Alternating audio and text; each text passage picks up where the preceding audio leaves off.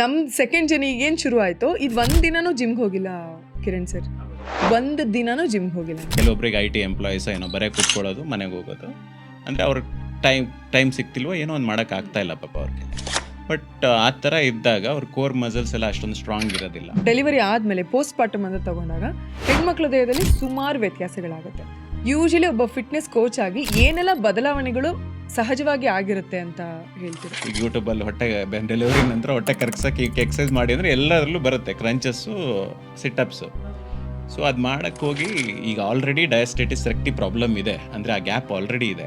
ಇವ್ರು ಮಾಡ್ತಿದ್ದಾರೆ ಅಂದರೆ ಅಲ್ಲಿ ಪ್ರೆಷರ್ ಕೊಟ್ಟಂಗಾಗಿ ಅವರಿಗೆ ಹರ್ನಿ ಆಗುತ್ತೆ. ನಿಮ್ಗೆ ಹೊಟ್ಟೆ ಹೊಕ್ಕಳು ಹೊರಗಡೆ ಬರೋದು, ಒಂದು ಹರ್ನಿಯ ಪ್ರಾಬ್ಲಮ್ ಜಾಸ್ತಿ ಆಗ್ಬೋದು, ಆ ಸೆಪ್ರೇಷನ್ ಇನ್ನೂ ಜಾಸ್ತಿ ಆಗ್ಬೋದು.